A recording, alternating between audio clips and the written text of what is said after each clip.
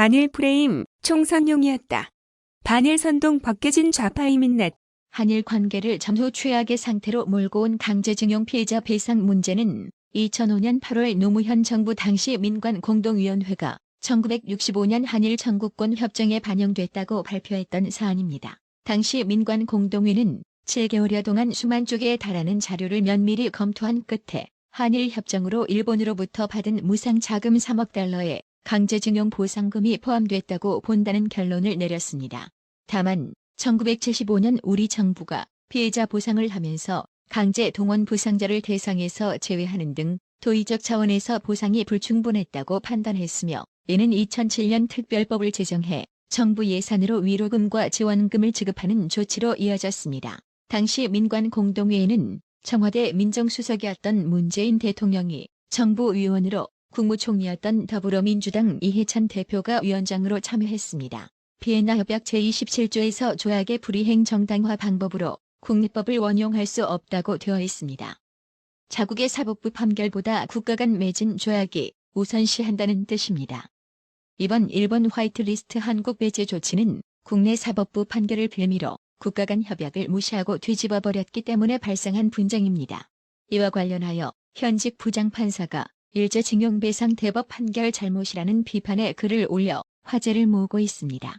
김태규 부산지법 부장판사는 최초로 일본 측 배상 책임을 인정한 김능환 전 대법관이 건국하는 심정으로 판결문을 작성했다는 언급에 대해 판결문의 노고가 엿보이지만 건국하는 심정이 들 정도의 논리 전개를 할 필요가 있었다면 그 논리 전개가 자연스럽거나 합리적이지 않았다는 반증일 수도 있다고 비판했습니다. 특히 글 말미에는 미국 캘리포니아 연방법원의 판결문을 인용하기도 했습니다. 당시 미국 법원은 전쟁포로 수용소 피해자였던 미군 병사가 일본 회사를 상대로 제기한 소송을 기각하면서 원고가 받아야 할 충분한 보상은 앞으로 올 평화와 교환됐다고 판결했습니다. 김태규 부장판사의 글에 대해 재경지법의 한 판사는 법리적으로 명쾌하고 시원한 글이라고 말했습니다. 한 고위 법관은 김 부장판사가 인용한 미국 법원의 판결 문구는 널리 알려질 필요가 있는 명문이라고 평가했습니다. 온라인 누리꾼들도 정권에 반하는 목소리를 내면 대놓고 적폐 세력으로 규정하는 좌파 정권 하에 김 부장판사의 올바른 비판글에 박수를 보냈습니다. 최다 공감 순위에 오른 네이버 아이디 파크는 쓰레기들만 모인 줄 알았는데 올바른 법조인도 있구만. 이미 조약 당시에 모든 배상을 포괄적으로 하였는데 개인 청구권이 남아있다는 논리는 말이 되지 않는다. 개인 청구권이 남아있다면 그것은 당연히 포괄적 배상을 받은 우리 정부가 책임을 져야 한다. 이것이 법리상으로도 맞고 한일 관계를 고려하더라도 맞다. 몇 푼 되지도 않는 개인 청구권을 가지고 일본에 청구한다는 것 자체가 말이 되지 않는다. 만약 이것이 허용된다면 징병자 개인뿐만 아니라 일제 지하에서 고생을 한 대부분 한국 사람들도 청구권을 가져야 한다고 했습니다. 이런 배경을 사뿐히 무시하고 SBS 방송이 뜬금없이 지금의 일본 경제보복 조치가 박 대통령이 이를 예상하고 대책 대신에 판결을 늦추게 급급해서 일어난 일처럼 보도했습니다. 이에 온라인 누리꾼들은 2600여 명이 화나요를 클릭하며 SBS 방송 보도 내용에 분노를 표시했습니다. 하야크는 지금 문통 외교부는 예측도 못하고 대책 없이 저지른 거네라 했고, 아이더는 판결 늦추는 게 잘한 거 아냐? 지금 상황이 좋아 보이냐? 라고 직격했으며, 와두는 정권 바뀐 지 3년 됐는데 또 박근혜 탓하냐? 라며 힐난했습니다. 제니는 그럼 하나 의문이 생긴다. 이번 문재인 정권 들어서면서 가장 먼저 한 게 그 모든 서류들 작은 캐비넷까지 뒤지면서 문건 입수했던 이번 정부인데 현 정부는 이 사실을 인지하지 못했을까? 인지했다면 대책 없이 해결할 의지조차 없던 것이고, 인지 못했다면 그야말로 정치할 자격이 없는 인간들만 모여있는 집단임을 스스로 증명한 것이다라고 꼬집었고, 0517은 그래도 국가와 국민을 위해서 늦췄던 거군요. 애국자네요. 일본의 보복을 예측조차 못하고 무조건 반일을 정치적으로 이용하려 하다 국가를 위기에 빠뜨린 문재인 좌파 일당들과는 차원이 다른 분이네요라고 평가했습니다. 아베 정권이 정치 선거 목적으로 수출 규제한다고 의미 축소하더니만 더불어민주당의 싱크탱크인 민주연구원이 한일 갈등이 총선에 호재라는 취지의 보고서를 작성한 사실이 알려지며 국민 분노가 확산되고 있습니다. 국민 생계가 달린 나라 경제를 두고 어떻게 자신들의 밥그릇을 먼저 생각할 수 있느냐는 것입니다. 국민이 정부와 여당의 반일 기조에 동조해 일본 불매운동을 벌이던 상황이어서 배신감은 더욱 큰 분위기입니다. 일각에서는 일본 불매운동 철회 움직임까지 포착됩니다. 온라인 누리꾼들은 일본 불매운동 철회다. 대항일 투쟁을 벌이는 게 고작 당리당 양령인가. 일본을 내년 총선을 위해 여론몰이 수단으로 악용하고 있는데 이에 넘어가는 국민이 과연 애국자인가, 순진한 아이들인가. 정치의 희생양으로 경제를. 나라 경제는 개판이 되어도 더불어민주당이 총선에서 승리하면 된다는 말이 아닌가. 정말 이 나라 복이다. 국민들과 기업들이 힘들어지는 것을 걱정하기보다는 자기들 표 계산이나 하고 있던 건가. 국민과 기업들이 희생하고 있는데 그대가로 자기들 권력이 계속 유지될 것이라 생각하나라며 격한 감정의 반응을 나타냈습니다. 문제가 된 보고서에는 한국사회여론연구소 KSOI 조사 결과 일본의 수출 규제에 대한 여야 대응 방식의 차이가 총선에 영향을 줄 것이라는 의견이 78.6%로 절대 다수였다는 내용이 담겼습니다. 그러면서 연구원은 일본의 무리한 수출 규제로 야기된 한일 갈등에 대한 각 당의 대응이 총선에 영향을 미칠 것이라는 의견이 많더라며 원칙적 단호한 대응을 선호하는 응답이 자유한국당 지지층을 제외하고는 높게 나타났다. 원칙적 대응이 총선에 미치는 영향은 긍정적일 것이라고 분석했습니다. 국민 여론이 급격히 나빠지자 민주당은 선긋기에 나섰습니다. 당은 몰랐다는 것입니다.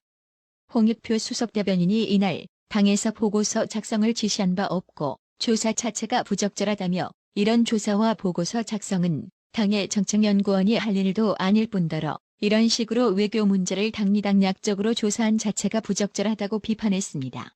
이해찬 민주당 대표도 이날 오전 당 비공개 회의에서 양정철 민주연구원장에게 주의를 준 것으로 알려졌습니다. 그러나 야당들은 일제히 총선 유불리 계산기 두드릴 때냐며 공세를 퍼부었습니다. 자유한국당 전희경 대변인은 일본 정부의 반도체 핵심 소재 수출 규제로 우리 경제 근간인 반도체 산업이 오늘 내일을 장담 못하는 지경이다.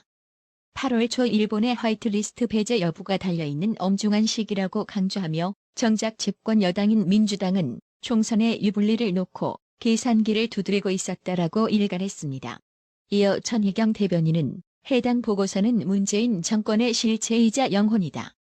나라가 기울어도 경제가 파탄나도 그저 표만 챙기면 그뿐인 저열한 권력 지향 모렴치 정권의 추악한 민낯이라며 사태를 수습할 생각 대신 국민 정서에 불을 지피고 그 정서를 총선 카드로 활용할 생각만 하는 청와대와 집권 여당에 반드시 책임을 물을 것이라고 목소리를 높였습니다.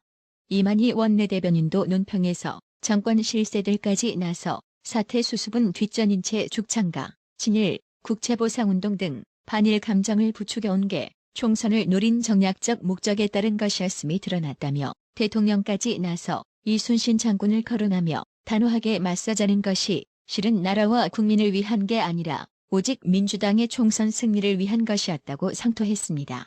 아울러 이제 와서 부적절하다며 실무자 경고 정도로 사태를 덮어보려는 민주당의 시도도 진실은 가리면 되고 국민은 속이면 된다는 오만한 발상에 불과하다며 지금이라도 양정철 원장은 국민 앞에 사죄하고 즉시 원장직에서 물러나야 하며 민주당도 더 이상의 선동을 중단하고 사태 수습을 위한 실질적 대책 마련에 나서라고 촉구했습니다. 바른미래당 김정화 대변인도 논평에서 나라가 망하든 말든 국민이 살든 죽든 총선만 이기면 된다는 발상이 놀랍다라며 집권욕에 눈먼 민주당이라고 비난했습니다. 또 김정화 대변인은 공식 입장이 아니라는 민주연구원의 입장 역시 무책임함의 연속이라며 국민의 삶을 두고 도박하지 마라. 민주당의 총선 성찬을 위해 국민이 존재하는 것이 아니다라고 강조했습니다. 민주평화당 김재두 대변인은 집권 여당이 국가적 위기 상황인 일본의 무역보복을 당리당 약적으로 이용하고 있다는 것이 만천하에 드러났다. 민주연구원은 당의 공식 요청을 받고 보고서를 작성한 것인지 자발적으로 작성한 것인지 국민 앞에 밝혀야 한다라며 양정철 원장을 즉각 해임하라고 촉구했습니다. 정의당 오현주 대변인도 국민이 여야의 초당적 협력을 강조하는 이때 민주연구원 보고서가 찬물을 끼얹었다. 국민에게 진심 어린 사죄를 하고 책임지는 자세가 필요하다라며 강한 유감을 표시했습니다. 한편 아직도 분위기 파악 못하고 민주당 이인영 원내대표는 일본이 한국을 백색 국가에서 폐지하면 제2독립운동 불처럼 일어날 것이라고 했는데요. 이에 대해 한 네티즌은 반일 프레임으로 총선 표몰이하겠다던 계획 들켜도 반성의 기미가 없구만. 표만 받으면 좋은 거겠지 니들한테는. 거기에 선동당한 개돼지들도 정신 못 차리고 있는 거 보면 웃기지도 않으라고 힐난하는 댓글을 적었습니다. 국회 방일단이 1일 일본 여당인 자민당 니카이 도시히로 간사장을 면담하려다가 사실상 문전박대를 당했습니다. 자민당 측이 전날 오후로 잡혔던 면담 일정을 1일 오전으로 연기하자고 한 뒤 다시 6시간 만에 내부 회의를 이유로 들며 취소하겠다고 통보한 것입니다. 참고로 자민당 니카이 도시히로 간사장은 문재인이 대통령 당선 직후 아베 특사로 방한했던 인물입니다. 이에 온라인 민심을 살펴보니 쳐가지 말라니까 가서 무슨 망신이냐? 왠지 우리나라가 바지가랑이 잡고 매달리는 느낌인데라는 댓글이 최다 공감을 받으며 베스트 댓글 1위, 2위였습니다. 문재인은 아베 면전에 대놓고 일본은 동맹이 아니다라고 하고 아세안 포럼 참석차 태국에 있는 강경화 장관은 일본 가계에서 화이트리스트 제외 결정이 이뤄진다면 우방국으로는 할 수 없는 조치라며 일본 측에 즉각 중단해야 한다는 부당함을 지적하겠다고 강조했습니다. 일본 편들고 싶지 않지만 한국 중요하지만 대화하기는 귀찮은 나라라고 말한 자민당 니카이 도시히로 간사장의 태도가 이해는 되네요. 실컷 협의해놓고 뒤집어버리는 일을 반복하는 나라와 무슨 대화를 하고 싶겠어요. 한국은 이렇게 좌파 정권 하에 국가의 신뢰가 급추락하고 있는 겁니다. 방촌화극님, 이성영님, 구독료 후원 정말 감사드립니다. 나라의 TV는 보다 더 양질의 컨텐츠를 생산하기 위해 자발적 구독료를 후원 형식으로 받고 있으니 많은 성원 부탁드립니다. 시청해주셔서 감사합니다. 구독은 꼭 눌러주세요.